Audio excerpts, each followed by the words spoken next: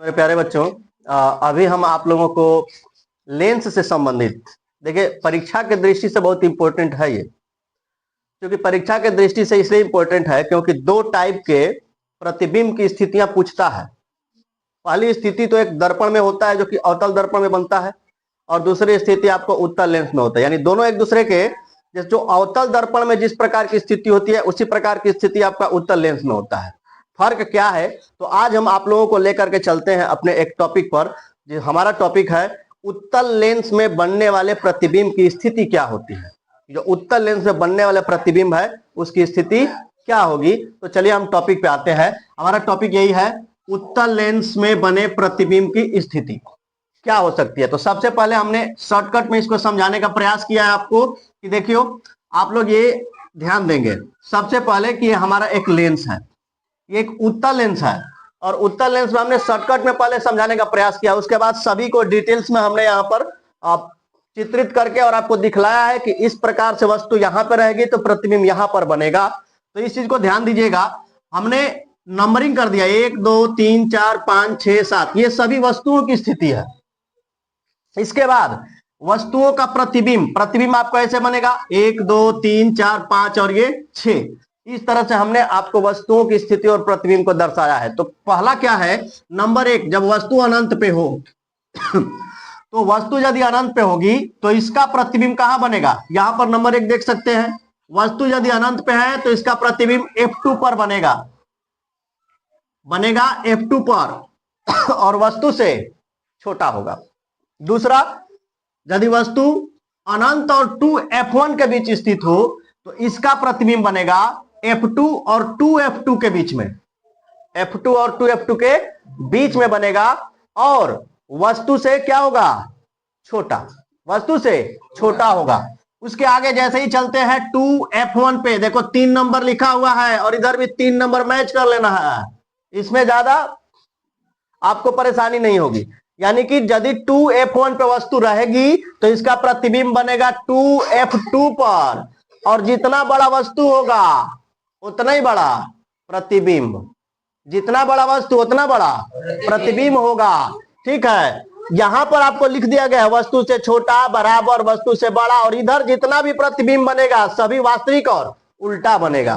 Condition number 4, जब वस्तु 2F1 और F1 के बीच स्थित हो तो हमारा प्रतिबिंब बनता है, देख लो यहां पर 2F2 और अनंत, ये आपका अनंत हो जाता तो इसके बीच में बनेगा।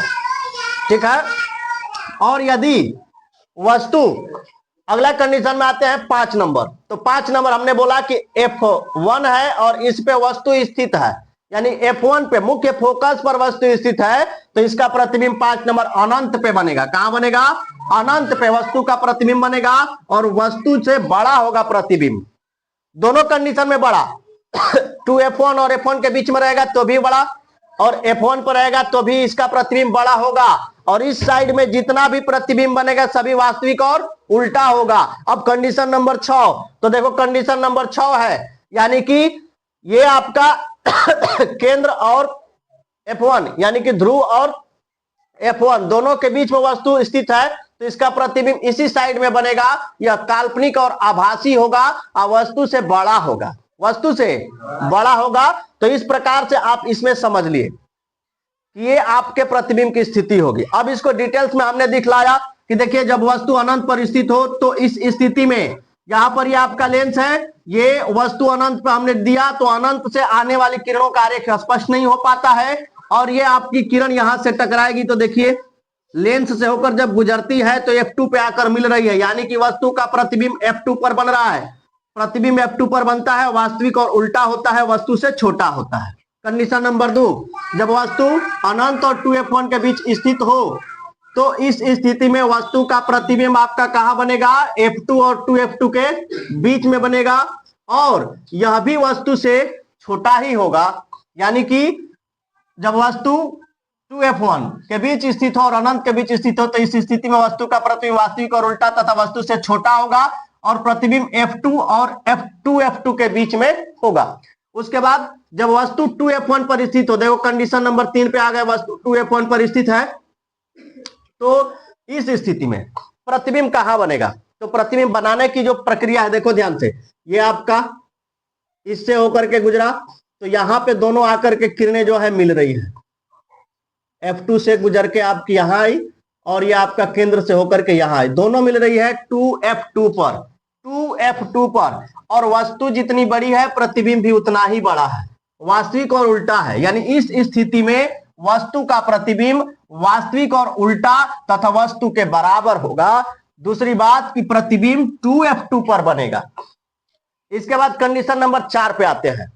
तो कंडीशन नंबर 4, जब वस्तु F1 और 2F1 के बीच स्थित हो, F1 और 2F1 के बीच स्थित हो, तो देखिए यहां पर वस्तु जो है F1 और 2F1 के बीच स्थित है और इसका प्रतिबिंब यहां पे देखिए 2F2 और अनंत के बीच में बन रहा है, वस्तु से बड़ा है प्रतिबिंब।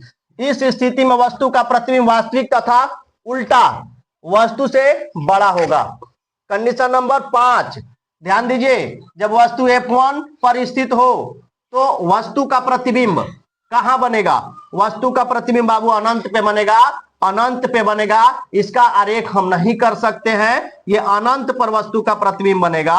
यानी कि जब वस्तु F1 पर स्थित होगी तो इसका प्रतिबिंब अनंत पर बनेगा। अब देखो ये एक तरीका से उल्टा हो जाता है एक दूसरे का।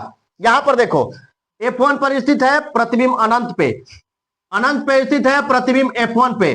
ठीक उसी तरह से आप इधर से चलिए, देखिए अनंत पे है, अनंत पे है तो F1 पे, अनंत और F2 के बीच में है तो F1 और F2 के बीच में है, F2 पे है तो F2 पे है, मुख्य फोकस 2F1 पे है। उसके बाद 2F2 और F2 के बीच में स्थित है तो प्रतिबिंब अनंत और 2F1 के बीच में स्थित है। तो उसके बाद F2 पर है तो प्रतिबिंब अनंत पर स्थित है, वस्तु अनंत पर स्थित है। तो इस प्रकार से आपका कंडीशन होगा वस्तु और प्रतिबिंब की स्थिति लेंस में।